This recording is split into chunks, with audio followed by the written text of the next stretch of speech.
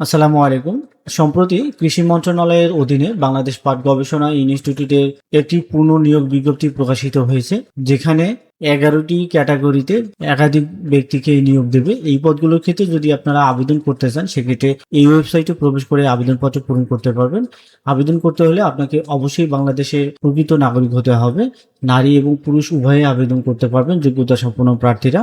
এছাড়াও আজকের এই ভিডিওতে আমি জানাবো কোন পদে কতজনকে নিয়োগ দেবে, কিরকম শিক্ষাগত যোগ্যতা অভিজ্ঞতার প্রয়োজন হবে, কিভাবে কোথায় গিয়ে আবেদন করবেন, আবেদনের শুরু কবে শেষ কবে, আবেদন করার পর কোন পদের জন্য কত টাকা পরীক্ষা ফি জমা দিতে হবে এবং মৌখিক পরীক্ষার সময় আপনাকে কি কি কাগজপত্র জমা দিতে হবে এবং কোন ডকুমেন্টসগুলোর মূল কপি আপনাকে দেখাতে হবে, এগুলো বিষয় সম্পর্কে বিস্তারিত আলোচনা করব।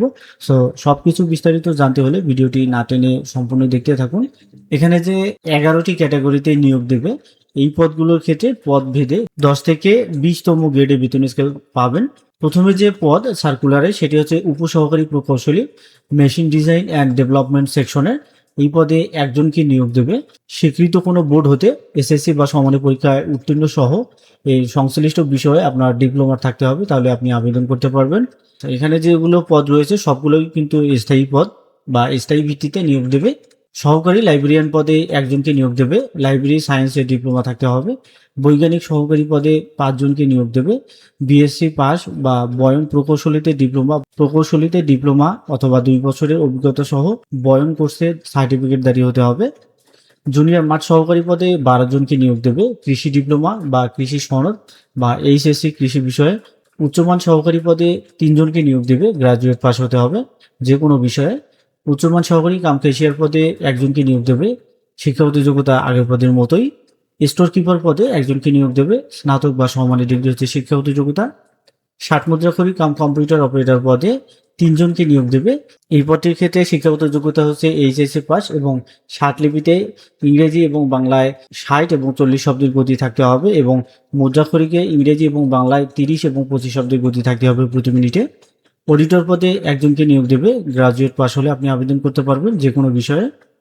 জুনিয়র ফিল্ড অ্যাসিস্ট্যান্ট পদে একজনকে নিয়োগ দেবে, কৃষি ডিপ্লোমা বা কৃষি সনদ বা এইচএসসি পাস হতে হবে। অফিস সহায়ক পদে 12 জনকে নিয়োগ দেবে, বাস্তব অভিজ্ঞতা সহ 5ম শ্রেণী পাস হলে আপনি আবেদন করতে পারবেন।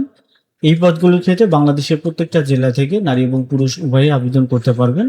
আবেদনকারীর বয়স 20 আগস্ট 2026 খ্রিস্টাব্দ তারিখ অনুযায়ী সর্বনিম্ন 18 এবং সর্বোচ্চ 32 বছরের মধ্যে হতে হবে। যারা সরকারি বা আধা সরকারি অথবা স্বায়ত্তশাসিত প্রতিষ্ঠানে চাকরিরত অবস্থায় আবেদন করবেন, তাদেরকে আবেদন করার সময় ডিপার্টমেন্টাল ক্যান্ডিডেট ঘরে অবশ্যই আপনাকে অপশন সিলেক্ট করতে হবে এবং মৌখিক পরীক্ষার সময় কর্তৃপক্ষ কর্তৃক অনাপত্তি ছাড়পত্রের মূল কপি আপনাকে জমা দিতে হবে। এছাড়াও মৌখিক পরীক্ষার সময় যে সকল কাগজপত্রের মূল কপি দেখাতে হবে এবং সেগুলো একসেট সত্যায়িত ফটোকপি করে জমা দিতে হবে, সেগুলো এখানে উল্লেখ করা রয়েছে। যেমন সকল শিক্ষাগত যোগ্যতা, অভিজ্ঞতা, নাগরিকত্ব, চারিত্রিক ও সকল প্রকার প্রশিক্ষণের সনদ এবং সম্প্রতি তোলা পাসপোর্ট সাইজের 2 কপি রঙিন ছবি, জাতীয় পরিচয়পত্র, প্রঙ্কিত অ্যাপ্লিকেশন ফর্ম ও এডমিট কার্ড। এরপরে কোটার ক্ষেত্রে কোটার প্রমাণপত্র। 2024 সালে 6 জুন, 4 আগস্ট 2025 খ্রিস্টাব্দ তারিখ, 5 সেপ্টেম্বর 2025 খ্রিস্টাব্দ তারিখ এবং 6 আগস্ট 25 খ্রিস্টাব্দ তারিখে প্রকাশিত বিজ্ঞপ্তিতে যারা আবেদন করেছিলেন তাদেরকে পুনরায় আবেদন করার প্রয়োজন নেই। আপনারা যদি এই পদগুলোতে আবেদন করতে চান, সেক্ষেত্রে সরাসরি এই ওয়েবসাইটে প্রবেশ করে আবেদনপত্র পূরণ করতে পারবেন। 21 জুলাই 2026 খ্রিস্টাব্দ তারিখ সকাল 10টা থেকে শুরু হবে এবং শেষ হবে 20 আগস্ট বিকাল 4টা। এই সময়ের মধ্যে আপনারা আবেদন করতে পারবেন। আবেদন করার সময় আপনার ছবি এবং স্বাক্ষর স্ক্যান করে আপলোড করতে হবে নির্ধারিত স্থানে। আবেদনপত্র সাবমিট করার পর যে কোনো টেলিটক প্রিপেড মোবাইল নম্বরের মাধ্যমে 2টি এসএমএস করে পরীক্ষার ফি জমা দিতে হবে। এক্ষেত্রে 1 নম্বর পদের জন্য 223 টাকা, 2 নম্বর পদের জন্য 168 টাকা, 3 থেকে 10 নম্বর পদের জন্য 112 টাকা এবং 11 নম্বর পদের জন্য 56 টাকা জমা দিলেই হবে। এই টাকাটা আপনারা 2টি এসএমএস এর মাধ্যমে জমা দিতে পারবেন। সেক্ষেত্রে এখানে উদাহরণস্বরূপ 2টি এসএমএস দেখানো হয়েছে। পরবর্তীতে যারা যোগ্য প্রার্থী হিসেবে বিবেচিত হবে তাদেরকে মোবাইল ফোনের এসএমএস এর মাধ্যমে জানানো হবে। সেই এসএমএস এ প্রেরিত ইউজার আইডি এবং পাসওয়ার্ড ব্যবহার করে পরবর্তীতে আপনারা এডমিট কার্ড ডাউনলোড করতে পারবেন এই ওয়েবসাইট থেকে। আজকে এই বিজ্ঞপ্তিটি আপনারা এখানে যে ওয়েবসাইট দেওয়া রয়েছে এবং কিউআর কোড দেওয়া রয়েছে, এই ওয়েবসাইট থেকে অথবা এই কিউআর কোড স্ক্যান করে ডাউনলোড করতে পারবেন।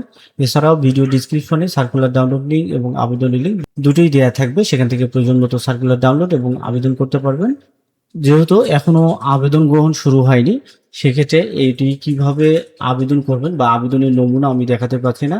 যদি আবেদন করতে সমস্যা হয় সেক্ষেত্রে জানাবেন, আমি অবশ্যই সেটি নিয়ে ডেডিকেটেড একটা ভিডিও বানানোর চেষ্টা করব।